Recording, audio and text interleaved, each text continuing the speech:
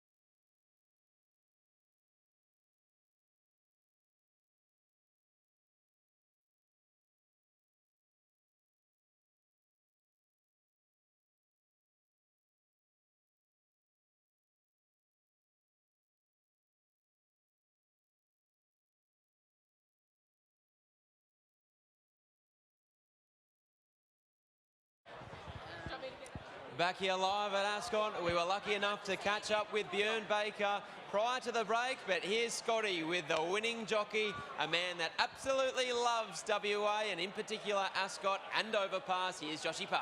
It's the undisputed king of the Ascot 1200, and I'm not even talking about Josh Parr, I'm talking about Overpass. This horse, he is just a marvel. Yeah, he certainly is, and I would correct you too if you did say it was me.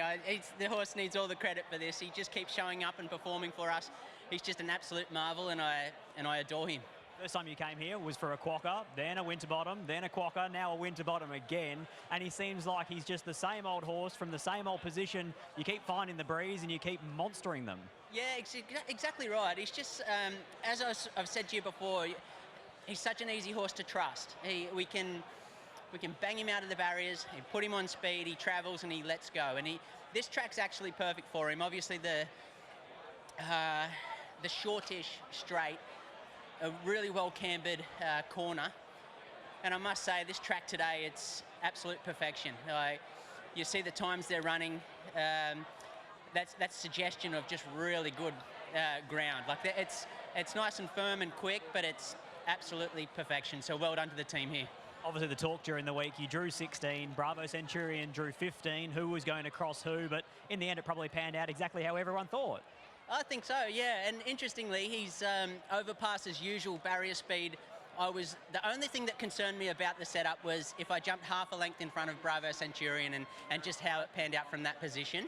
However, Overpass just scrambled slightly out of the barrier and it put us on the back foot. So I needed that card across after that happening to obtain the position and then get a hold of him. So once that played out, it actually worked out perfectly. I know there was tactics thrown around here, there and everywhere all week. There's stables suggesting the only thing they were interested in was drawing inside Overpass and all this nonsense, and he just turns up here and smashed him again. What about the trust you have in him at the top of the home straight? You just allow him to do what he wants, and if he wants to run up the track, just off you go?